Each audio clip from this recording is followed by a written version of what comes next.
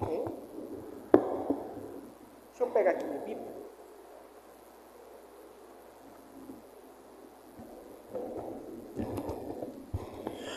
Pode ficar à vontade, irmãos. Irmã, pode ficar à vontade, pode sentar. Eu quero agradecer ao Willas pelo convite. Sempre é bom vir aqui, com os nossos irmãos compartilhar a palavra. Eu particularmente gosto bastante dessa igreja, bem aconchegante, bem agradável. Não que as outras não sejam, mas eu sou muito bem recebido pelo nosso irmão Willas, muito obrigado, Willas, pelo convite. Sempre que precisar, nós estaremos aqui. Bem, irmãos, o título da mensagem desta manhã, ele é um título bastante forte, um título bastante, vamos dizer assim, ele tem a ver exatamente com a situação em que a igreja está vivendo hoje, vamos dizer assim, Em partes ela está vivendo assim uma crise, a igreja em si está passando, E eu queria enumerar aqui com vocês aqui alguns pontos, dessa mensagem, de 3 grupos que estarão no mundo.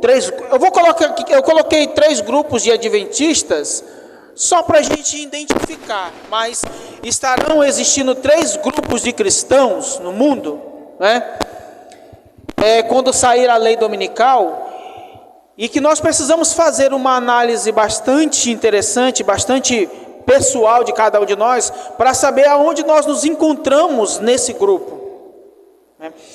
Muito tem se falado de crise aí, já estão até cogitando uma possível crise sanitária de novo, Os quadros têm aumentado aí, nós estamos vendo aí uma crise de relações entre as nações, nós estamos vendo aí uma crise na política também, ou seja, são crises atrás de crises, e essa crise ela irá atingir o povo de Deus também, E nós conhecemos muito bem que vai se tratar, ela vai acontecer num contexto também da sacudidura, haverá uma crise no meio do povo de Deus, e é nesse ponto que eu gostaria de tratar aqui com vocês, queridos. A gente já pregou essa mensagem em alguns lugares, e graças a Deus ela tem sido recebida de bom grado, e as pessoas têm feito uma análise bastante séria, e nós precisamos nos encontrar, queridos, aonde nós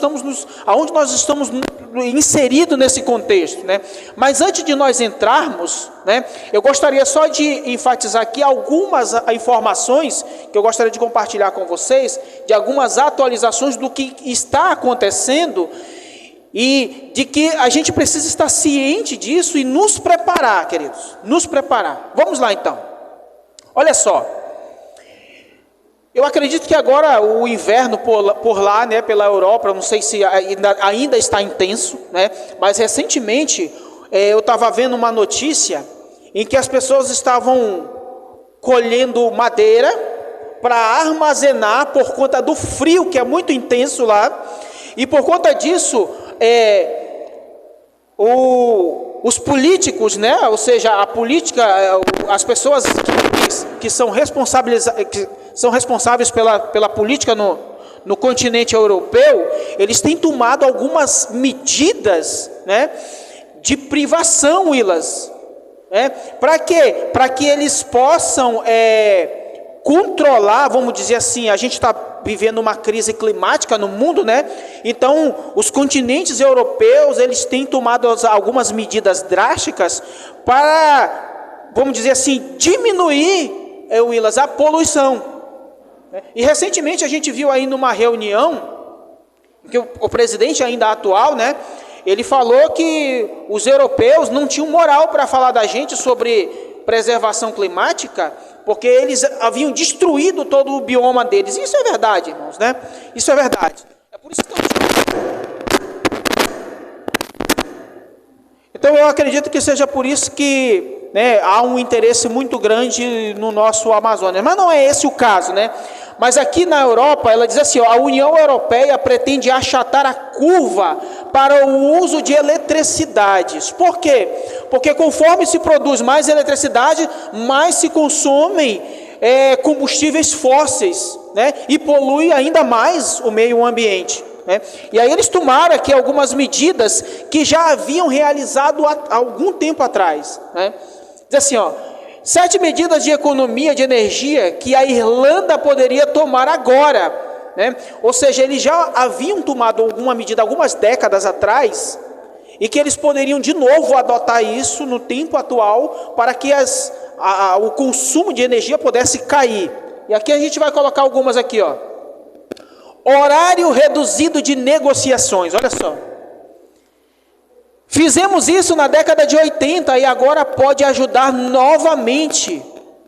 Redução do horário de negociação aos domingos.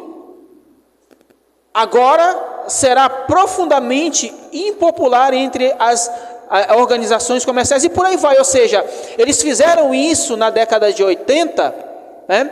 E eles querem tomar essas medidas de novo, né? E bem aqui, eles fizeram uma sugestão, Willas, domingos sem carros. Olha só.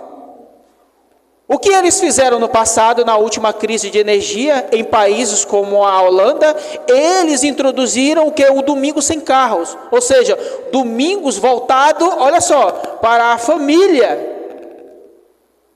Você não está voltando para a idade da pedra. Ou seja, a solução, né, para que o consumo de energia caia e a poluição também diminua, seja uma redução nos carros aos domingos, né? Mas sempre voltado também para a família, ou seja, eles sempre tratam desse assunto, né? Família e o meio ambiente, né? A gente tem visto isso, né?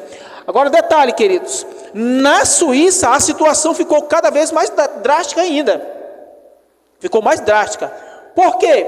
Vamos dizer aqui que a Néia é minha vizinha e a gente mora lá na Suíça. Néia?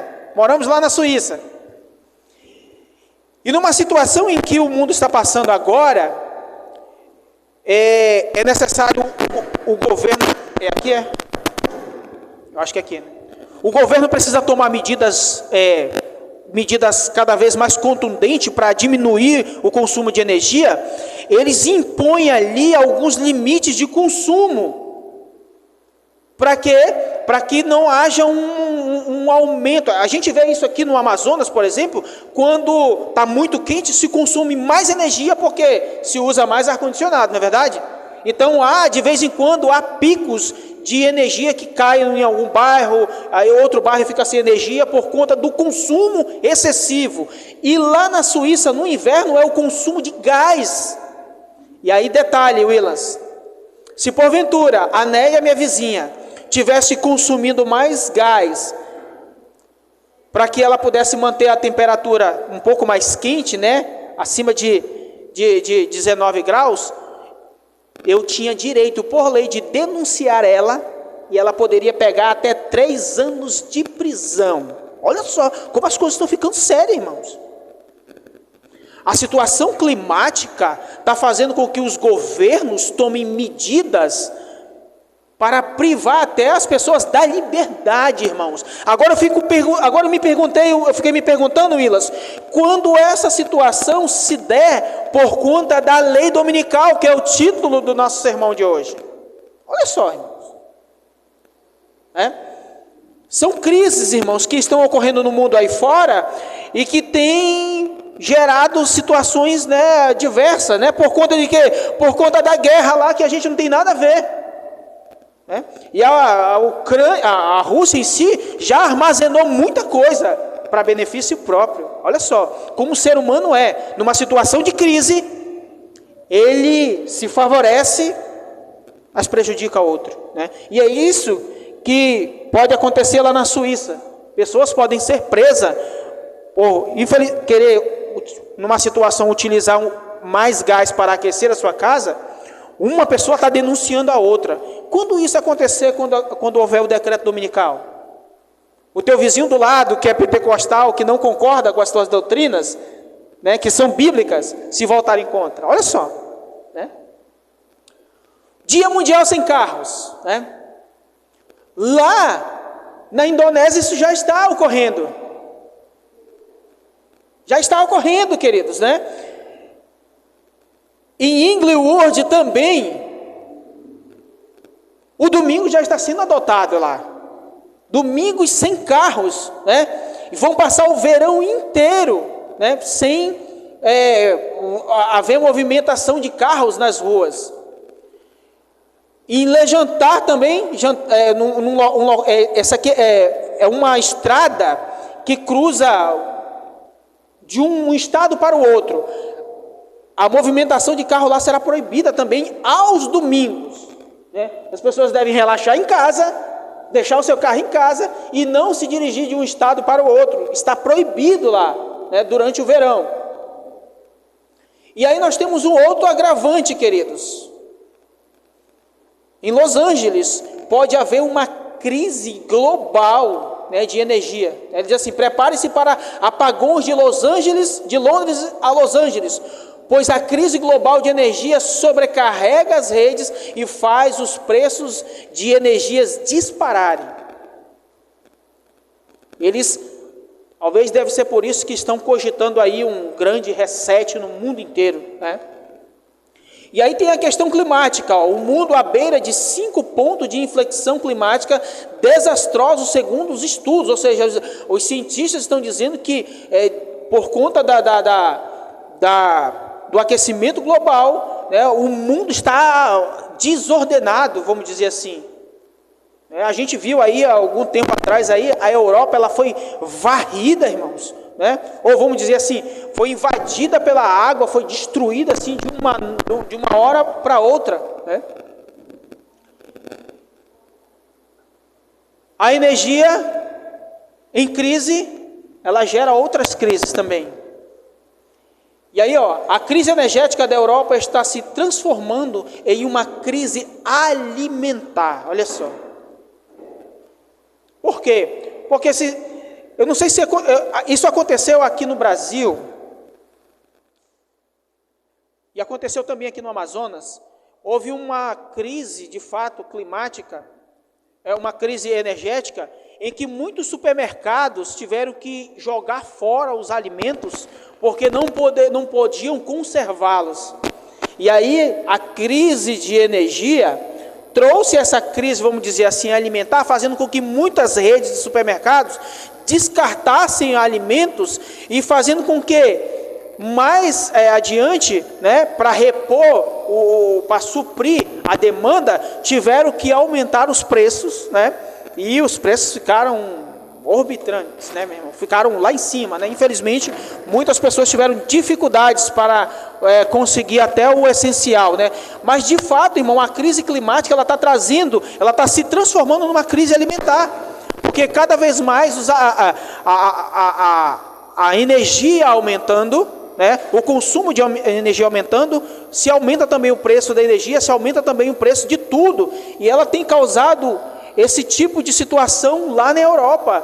Se vocês analisarem, se vocês tiverem a oportunidade de ver o que está acontecendo nos supermercados na Europa, não tem nada, irmão, nas prateleiras. As coisas estão ficando cada vez mais difíceis. Nos Estados Unidos, com a inflação lá em cima, as coisas também estão ficando da mesma coisa. Ou seja, são crises desordenadas. E aí, o Papa Francisco vem no jornal e diz, né, alerta o mundo para uma possível terceira guerra mundial. Existe aí, Willas, né, irmão? Um submarino russo que ele tem o poder, irmão, de destruir um país inteiro, o poder arsenal dele. Ele está perdido pelos oceanos aí, ninguém sabe. Não é que está perdido, ele está escondido por aí. Olha só, irmão, como isso é sério, né? Então o Papa Francisco alerta, né, para uma possível terceira guerra mundial. E lá na Argentina, irmãos, olha só, o jornal independente da Argentina, nós sabemos como é que está a Argentina, a crise lá está batendo lá em todos os cantos, né? E aí diz assim, ó, o jornal, ó, polícia teme o aumento de crimes e agitação civil, impulsionada pela crise do custo de vida neste inverno. Ou seja, uma situação né? Uma crise traz a outra.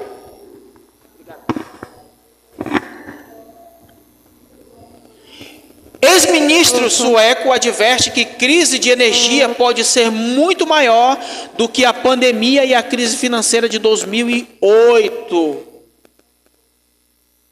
E aí eu queria terminar aqui, é só esse primeiro ponto aqui, essa introdução, com esse último post aqui, ó. Talvez as pessoas, né, irmã Néia, que escreveram essa matéria, não têm nem ideia do que falaram. As pessoas que fizeram essa matéria não têm nem noção do que eles estavam falando. Mas ele diz assim no site o Yahoo, né? Estamos regredindo de volta à idade das trevas. Crises combinadas, irmãos, em todos os lugares nós estamos vendo aí. Eu acho que o Willas tem acompanhado, né, Willas, algumas coisas que a gente tem postado ali no nosso WhatsApp ali. A gente procura... Eu tenho tido a oportunidade de conhecer algumas pessoas, Willas, né, que, ainda que não são cristãos, mas eles fizeram parte de alguns movimentos, vamos dizer assim, secretos, né, que conhecem a história da política e do que os políticos corruptos do mundo inteiro, né, dos homens poderosos, são capazes de fazer para ter o domínio da humanidade. Mas assim, meu irmão, você está partindo para um outro viés, teoria da conspiração, essas coisas. Não, a Bíblia mostra uma grande conspiração. Apocalipse capítulo 13 mostra dois poderes aliados.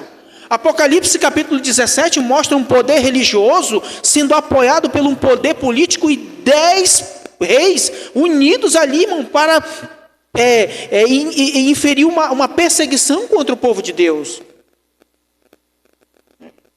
Então eu acredito que tem pessoas que não são cristãos, né, mas que, vamos dizer assim, são cristãos, mas tem um outro pensamento e que estuda essas coisas e que expõe. Não podem expor tudo, porque podem ter a sua vida ceifada, né, e a gente tem compartilhado com alguns, né, e de fato se cogita aí uma grande crise sanitária outra vez, uma grande crise econômica, né? Uma grande crise energética, e foi por isso que as Nações Unidas, né? As nações foram se reunir esse ano, né? Lá na COP27, procurando uma solução.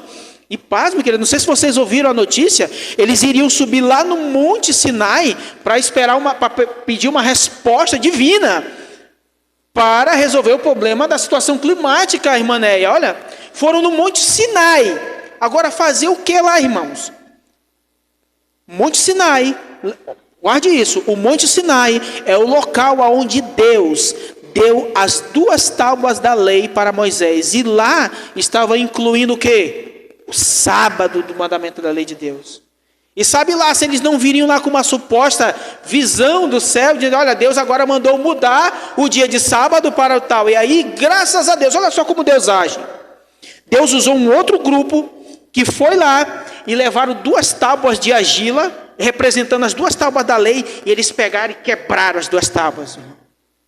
Em sinal de protesto contra esses líderes da COP27, que supostamente queriam ir lá no Monte Sinai buscar uma resposta divina para o problema do climático. E eles já tinham uma proposta, 10 leis climáticas, olha só, olha o nome, 10 leis climáticas para a humanidade.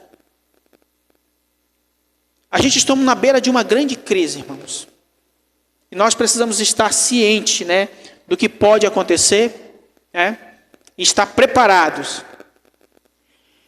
Eu gostaria que você abrisse aí a sua Bíblia, no livro de Mateus, capítulo 26, verso 31. Né? A gente vai ver aqui, irmãos, uma crise que aconteceu no meio do povo de Deus, em especial ali os apóstolos, né? E que Cristo havia alertado eles da situação que iria ocorrer, e que eles deveriam estar cientes do perigo, mas que eles continuassem firmes, né? Mas infelizmente o texto mostra algo completamente diferente, né? Vou colocar aqui na tela para a gente, né, só como uma didática melhor. Mas olha só o que diz aqui o texto. Então Jesus disse aos discípulos: esta noite serei uma pedra de tropeço para todos vocês, porque está escrito: ferirei o pastor e as ovelhas do rebanho ficarão dispersas. Pena esse texto aí, querido. Cristo, o nosso Senhor e Salvador Jesus Cristo, ele passou quanto tempo ali, irmãos? 3 anos e meio ali na companhia, né, dos seus apóstolos, aqueles homens que ele havia escolhido para, vamos dizer assim, dar o prosseguimento da sua obra. E constantemente Jesus Cristo estava falando de que um dia ele iria morrer, mas que ele iria ressuscitar, mas que eles deveriam permanecer firmes, né? E muitos deles ouviram isso constantemente. Depois deles ouvirem o sermão profético em que Cristo ali no capítulo 24 e 25 de Mateus, Jesus Cristo descortina ali diante deles todos os acontecimentos, Jesus Cristo disse: olha, tudo isso que eu estou falando para vocês vai acontecer, mas algo vai acontecer ainda muito mais drástico para vocês. Quando isso acontecer, quando me prenderem, quando me matarem, quando me levarem para matar, infelizmente, vocês vão ser dispersos. Muitos vão me trair. E foi de fato isso que aconteceu. E dentro desse contexto, queridos, eu queria tirar aqui 3 lições de 3 personagens, né, da Bíblia, para que a gente possa estar ciente de que grupo nós estamos. Porque vai haver uma crise, irmãos. Vai haver uma crise no mundo inteiro, e uma crise, e possivelmente, olha só, possivelmente aqui no Brasil, vai se inferir uma perseguição contra os cristãos. O candidato eleito, que foi eleito o presidente da nossa nação, disse que ele vai responsabilizar os cristãos por conta da Covid-19. Acho que você viu isso, não foi, Willas? Ele vai responsabilizar os cristãos. Ele quer responsabilizar a igreja, os evangélicos. Só que ele não denominou quem. Quando fala de evangélicos, ele está falando ali de todo o cristianismo, né? E possivelmente isso vai trazer uma crise muito grande no meio do povo de Deus, irmãos. E de que lado nós vamos estar, né? E aqui nós vamos enumerar aqui 3, né? 3 discípulos, né? Que a gente vai tirar a lição, né, daquilo que a gente pode extrair de bom para nós e daquilo que a gente precisa descartar, né, para que a gente não possa estar inserido. Mas por que, irmão, 3? Porque a Bíblia fala que só haverá 2 grupos. É de fato, irmãos, só haverá 2 grupos mesmo. Só haverá 2 grupos. Mas infelizmente muitos, irmão Willas, no vale, ali no muro da decisão, no vale da decisão, infelizmente não querem tomar partido de que lado eles vão estar. Aqueles que ainda estão ali na decisão, não se decidem se entregar para Cristo, infelizmente já estão decidindo o grupo que eles vão estar. A primeira classe de adventista na crise são dos que confiam em si mesmo. E vocês viram o nome dos apóstolos que a gente colocou ali? Qual foi? Pedro, né? Qual foi o segundo? E qual foi o terceiro? João. Olha só. A primeira classe é daqueles que são como Pedro, irmãos, que confiam em si mesmo. A gente conhece a história de Pedro, e Pedro ele era um homem que tomava decisões por si mesmo. E muitas das vezes ele era preciso ser repreendido por Cristo, para dizer: olha, Pedro, não é assim como você pensa, Pedro. Abra sua Bíblia aí em Mateus capítulo 16, versículo 21 e 22. Olha só, só voltar um pouquinho aqui.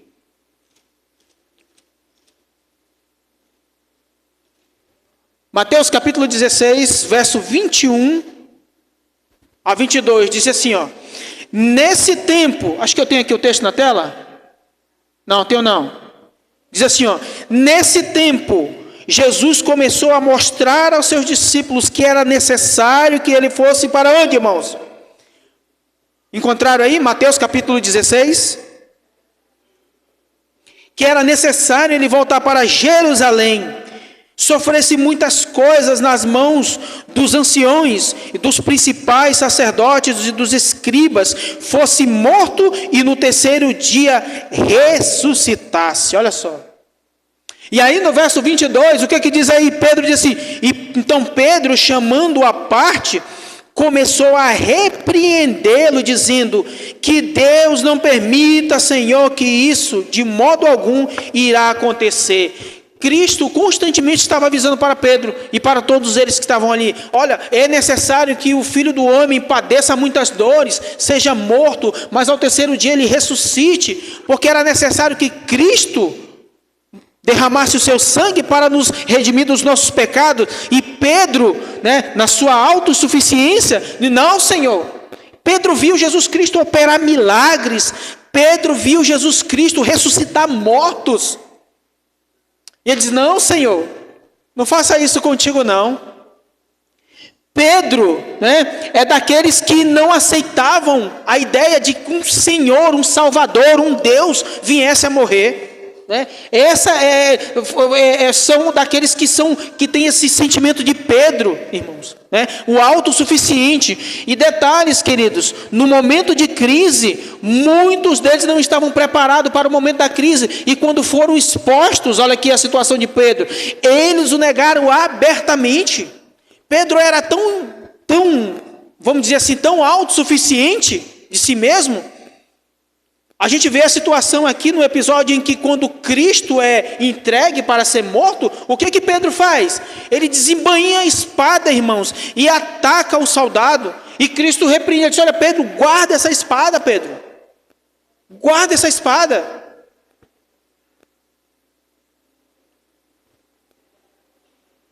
Detalhe, queridos. Pedro, em muitas vezes, dizia para Cristo, acho que eu tenho um texto aqui na tela, isso, olha aqui, ó, Mateus capítulo 26, versículo 69 a 75, Pedro disse assim, ó, Pedro estava sentado fora do pátio, e uma empregada, olha só, Pedro disse o quê? Aqui no episódio aqui, que Pedro ele estava disposto ao quê? Com Cristo? Ele estava disposto a morrer por Cristo, lembra que ele fala isso? Ele fala isso, ele diz, não, Senhor, eu estou disposto até a morrer pelo Senhor. E aqui, no momento de crise, no momento adverso em que Cristo estava ali, ali sendo levado, sendo ali julgado pelos líderes daquele tempo, Pedro foi avistado por algumas pessoas. E qual foi a atitude dele, irmãos? Olha só, você também estava com Jesus, o Galileu, mas ele negou diante de todos. Não sei o que você está dizendo. Quando se dirigia para a porta, Pedro foi visto por outra empregada, que disse aos que estavam ali, este também estava com Jesus, o Nazareno. E aí o texto continua, irmão, diz assim, e ele o negou outra vez, agora com o quê? Com juramento. Eu não conheço eu juro para vocês que eu não conheço esse Jesus. Não conheço este homem. E pouco depois, aproximando-se, os que ali estavam disseram a Pedro, com certeza você também é um deles, porque o seu modo de falar, eu vou acrescer algo aqui, tá, irmãos? O seu modo de falar, o seu dia de guarda, a comida que você come, a bebida que você bebe, o dia que vocês guardam, a roupa que vocês bebem, denuncia vocês. E aí, queridos, então ele começou a praguejar e a jurar, não conheço este homem. E no mesmo instante o galo cantou. Então Pedro se lembrou das palavras que Jesus lhe tinha dito, antes que o galo cante, você me negará 3 vezes. E saindo, Pedro chorou amargamente. Quando a crise, irmãos, foi instaurada, e a nossa fé for provada, muitos irão negar, mas também muitos irão chorar amargamente, irmãos. Será que é por isso que os nossos bancos estão vazios hoje, irmãos? Será que é por isso que os nossos bancos, os nossos cultos são cultos gélidos? Será que é por isso que a nossa vida espiritual está me perdoe aqui a expressão, mas será que é por isso que nós estamos vivendo um cristianismo medíocre hoje? aonde nós somos adventistas do sábado, do sétimo dia, e não ser adventista em todos os dias. E quando a crise, irmão, vier, infelizmente muitos irão chorar amargamente. Que esse não seja o meu e o seu caso, irmãos. A senhora White, inspirada por Deus, no livro Testemunhos para a Igreja, volume 1, olha essa advertência que ela faz aqui. Aproxima-se rapidamente os dias em que haverá grande perplexidade e confusão. Nesse tempo o ouro será separado da escória na igreja. Será separado da escória. Olha só o que ela diz aqui, irmão. Na igreja, verdadeira piedade... perdão, eu me perdi aqui. Ela diz assim, ó. Nesse tempo o ouro será separado da escória. Na igreja, a verdadeira piedade será claramente distinguida da piedade aparente e fictícia, ela diz aqui, ó. Na igreja, ela diz, muitas das estrelas que temos admirados por seu brilho, olha só, irmãos, tornar-se o quê? Só que ela não para por aí, irmã, ela vai muito mais a fundo. Olha o que ela diz aqui, ó. A palha, como nuvem, será arrebatada pelo vento, até mesmo de lugares púlpitos, pregadores. Meu Deus, eu me arrupiei tudinho quando eu li esse texto. Olha, eu digo, meu Deus, tem misericórdia, Senhor. E ela diz, ó, a palha será, né, como palha. A palha como nuvem será arrebatada pelo vento, até mesmo de lugares onde só vimos montões de precioso trigo, todos os que têm cingido os ornamentos do santuário, mas não estão vestidos com a justiça de Cristo, aparecerão na vergonha de sua própria nudez. Pedro saiu dali e foi chorar amargamente, irmãos. Muitos naquele dia irão, irmão, ter a sua vergonha, a sua nudez será exposta. Será que eu estou preparado para esse momento de crise, irmãos? Será que eu estou me preparando? Porque o problema não é, né, Willas, não é a crise global que vai acontecer no mundo, não. É a crise que vai acontecer na nossa vida espiritual, irmãos. Essa é a grande crise que nós devemos estar nos aliando com Cristo. Porque a nossa fé vai ser provada. Nós estávamos falando aqui, né, irmã Neia, aqui de ensinamentos, né? Essa semana foi uma semana de bênção para nós, mas a gente tocou num ponto aqui, que quando a lei dominical for aprovada e que a porta da graça se fechar, Satanás, junto com seus anjos, vão perfigurar pessoas que já morreram. E aí, se nós não estivermos alinhados com a palavra de Deus a respeito da imortalidade da alma, muitos serão enganados, até o povo escolhido, porque a Bíblia diz que muitos dentre os escolhidos serão enganados. Muitos serão como Pedro, irmão, e irão chorar amargamente. A segunda classe de adventistas, na crise final, será dos que irão trair Jesus. Lembra qual foi o segundo apóstolo? Qual foi? Judas. Olha só, queridos, Ellen White, no livro O Desejado de Todas as Nações, se eu não me engano, lá no capítulo 68, se não me falha a memória, ela dedica ali um capítulo inteiro falando da vida de Judas, da soberba que tinha no coração dele, ele não aceitava que, na verdade, Jesus Cristo, na verdade, Judas, ele não queria entregar Cristo. O desejado de todas as nações. Desejado de todas as nações. Então, Judas, ele não queria entregar Cristo para ser morto. Na verdade, o pensamento dele, ele viu todos os milagres, ele viu pessoas sendo ressuscitadas. E ele sabia que um dia o Salvador viria. Ele queria que no momento em que Cristo ali fosse pego, Cristo pudesse operar sinais, os anjos pudessem vir para resgatá-lo, e ali as pessoas iriam reconhecer ele como um Salvador. Só que ele pensava nesse reino terreno, irmãos. E ele é admirado ali, pensando que isso iria acontecer. Ele, como era o mais eloquente, o mais instruído, ele poderia ali se colocar como um primeiro-ministro do governo de Cristo. Esse é o desejo do coração dele, egoísta. Mateus capítulo 26,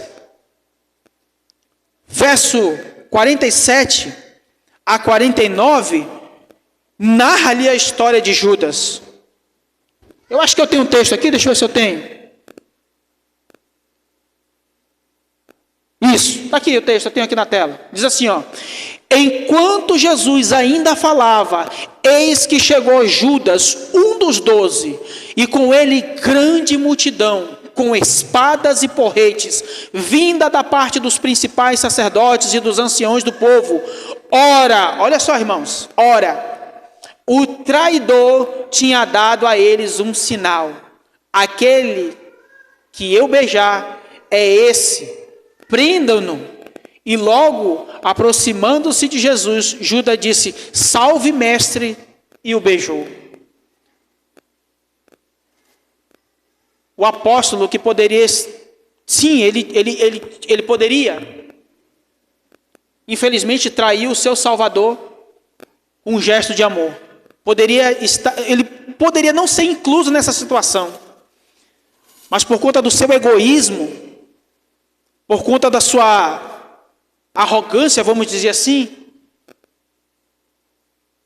ele trai o seu Salvador. E interessante, queridos, que eu, analisando esse texto, muitos falsos cristãos também vão se levantar no nosso meio, no momento de crise, e irão nos trair até com um cristianismo aparente. Quem sabe ele vai chegar conosco e vai dizer, feliz sábado, meu irmão, tudo bem? E aí, irmãos, muitos dos servos do Senhor serão entregues. Muitos serão como Judas. Olha só o que Ellen White diz. Em algumas de suas edições da revista Herald, ela diz assim, ó, quando for invalidada a lei de Deus, e a igreja for joeirada pela ardente provações que sobrevirão a todos os viventes sobre a terra, uma grande proporção dos que parecem genuínos darão ouvidos a espíritos enganadores e tornar-se-ão traidores, traindo depósitos sagrados, demonstrar-se-ão os nossos piores perseguidores. Ela diz. E aí ela diz mais aqui, ó. Os que se apostatarem em tempo de provação darão falso testemunho e trairão seus irmãos para garantir a sua própria segurança, olha só. Olha, eu estava assistindo uma reportagem, uma live de uma... Ela é até cristã hoje, mas ela era uma grande feminista, Campanolo, o nome dela. E ela falando sobre a Segunda Guerra Mundial, muitos alemães guardaram os judeus, esconderam eles. E era uma lei no governo nazista você entregar um judeu, porque você teria benefícios se você entregasse um judeu. E muitos arriscaram a sua própria vida, irmãos, guardando e escondendo judeus nos porões das suas casas, enterrados em alguns lugares, porque olharam que a vida é um bem precioso que Deus dá, irmãos. Mas nesse tempo de crise, diz a serva do Senhor, que muitos que vão apostatarem da fé serão os nossos piores inimigos. E Lucas capítulo 21, versículo 16, diz que até pessoas do nosso ciclo familiar vão nos entregar, irmãos. Olha só o que diz aqui, Lucas capítulo 21, verso 16.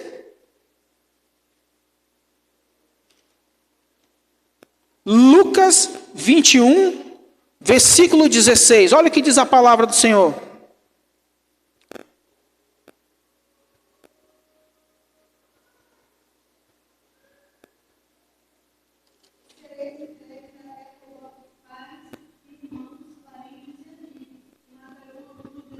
Olha só, irmãos. Olha a situação em que o mundo estará. Olha o perigo que a igreja estará correndo, né? E muito se fala de crise no mundo inteiro aí, porque eles querem ajeitar, né, a situação do planeta, né? São crises combinadas, né? Mas a verdadeira crise que nós sabemos, ela virá para perseguir, para provar e para matar muitos dos servos de Deus. Que nós, irmãos, não sejamos como Judas, que nós não sejamos, não tenhamos esse espírito, né, de traidor, que foi o mesmo espírito do anjo caído, né, que infelizmente se rebelou contra Deus, e que veio aqui a esse mundo e colocou a humanidade inteira, vamos dizer assim, aos seus pés, fazendo com que a humanidade hoje padecesse muitas situações, e infelizmente muitos estão seguindo esse rumo, né? Que nós não sejamos, irmãos, como Judas, que nós não sejamos traidores, né, dos nossos irmãos.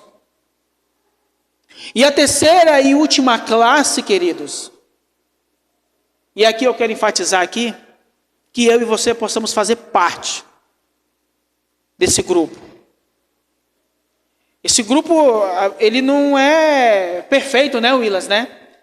A senhora Ellen White diz que a igreja verdadeira, ela não é uma igreja triunfante ainda, né? Ela é uma igreja militante, ela milita não contra as políticas, não contra isso, vamos dizer assim, mas ela milita principalmente contra o pecado que infelizmente tem adentrado no nosso meio, irmãos. Que nós possamos continuar militando contra o pecado, militando contra a nossa própria vontade, né? Deixando que Cristo realize a vontade dele em nós, né? E em Mateus capítulo 26, fala, né, quem são eles? São aqueles que examinam o coração, confessando suas fraquezas e pecados para Cristo e desconfiam de si mesmos. Esses serão vencedores, irmãos. Esses serão vencedores. E olha o que diz Mateus capítulo 26, versículo 20 e 22. Esse aqui é um episódio em que Cristo está à mesa ali com seus apóstolos, né? E ali Cristo faz uma pergunta a eles. Eu tenho um texto aqui na tela, se você quiser acompanhar na sua Bíblia, diz assim, ó: e ao cair da tarde, Jesus pôs-se à mesa com os 12 discípulos. Judas ainda estava lá, olha aí, ó. E enquanto comiam, Jesus disse: em verdade lhes digo que um de vocês vai me trair. E eles muito entristecidos, começaram um por um a perguntar: por acaso seria eu, Senhor? Por acaso, irmão, sou eu, Senhor, que vou lhe trair? É esse tipo de pergunta que nós devemos fazer a nós mesmos. Senhor, não permita, Senhor, que eu caia nessa tentação. Não permita que eu venha, Senhor, a te negar. Não permita, Senhor, que eu venha fraquejar, já bem próximo da porta das mansões celestiais. Não permita, Senhor. Se porventura tem alguma coisa ainda em mim, que ainda está te negando, por favor, Senhor, arranque isso de mim. Ainda que eu tenha que presenciar muitas adversidades nesse mundo, mas que eu não venha a te negar. Esses serão aqueles que estarão com ele lá, queridos. Olha só, quando todos o haviam abandonado, apenas um deles permaneceu fiel ao quê? Até o fim. Ele estava lá no pé da cruz. No momento de maior agonia do nosso Senhor e Salvador Jesus Cristo, ele estava lá, irmãos. E junto à cruz estava a mãe de Jesus e a irmã dela, Maria, mulher de Clopas, e Maria Madalena. E vindo Jesus, sua mãe, junto dela, o discípulo amado disse: mulher, eis aí o seu filho. E depois disse ao discípulo: eis aí a sua mãe. E desta hora em diante, o discípulo a tomou para a sua casa. João, o apóstolo, aquele que Cristo descortinou ali o livro do Apocalipse a ele, tomou essa responsabilidade. Ele ficou até o fim, irmãos, ao pé da cruz. Porque vocês lembram quem era João? Como é que ele era chamado? Filho do trovão. Ele teve o seu caráter transformado. Ele teve as suas atitudes transformadas. Pedro também teve. Teve sim. Mas eu quis enfatizar Pedro, porque existe aqueles que confiam em si mesmo. Não, eu não como carne.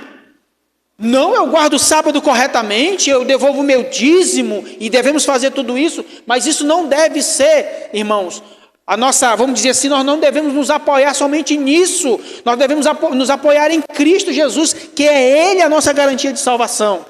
Devemos fazer tudo isso. Mas João teve o seu caráter transformado, vivendo com Cristo durante 3 anos e meio, durante o mesmo período de tempo em que ele teve ali com os apóstolos, ele também teve. E ele teve ali a sua vida transformada com o poder de Deus na sua vida, irmãos.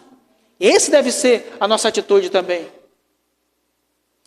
A senhora Ellen White, no livro Primeiros Escritos, a página 269 e 271, ela diz assim: vi alguns com forte fé e clamores agonizantes a lutar com Deus. Olha só, lutar com Deus porque a lutar a sua natureza pecaminosa, a lutar contra o seu egoísmo, a sua altivez, a lutar com Deus. Senhor, muda, transforma a minha vida, né? Ainda que, nós falamos aqui, ainda que seja pela dor, Senhor, mas transforme a minha vida, eu quero ser transformado. E aí ela diz assim, seu rosto estava pálido e apresentava sinais de profunda ansiedade que exprimia sua luta íntima. Firmeza e grande fervor estampava-lhes o rosto, e grandes gotas de suor lhes caíam do rosto. Olha só, uma luta constante, né? E a gente tem contra o pecado. Uma luta constante a gente tem contra nós mesmos, irmão. Essa deve ser a nossa luta, porque a Bíblia diz que a nossa luta não é o quê, irmão? Contra sangue e carne.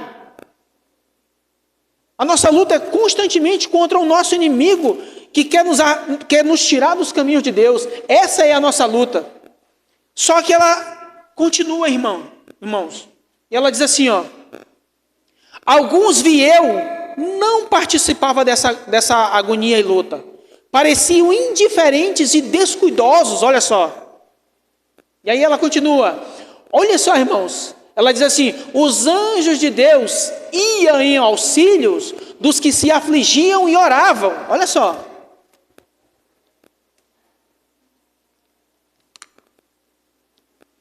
E agora olha só o que ela diz aqui nesse último parágrafo, irmãos.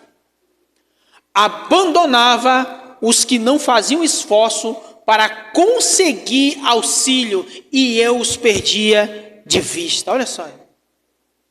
Quando nós tratamos com a nossa vida espiritual de forma indiferente, eu não vou hoje não vou participar das programações não, eu não vou participar de vigília não, eu não vou eu não vou fazer nenhum esforço, não.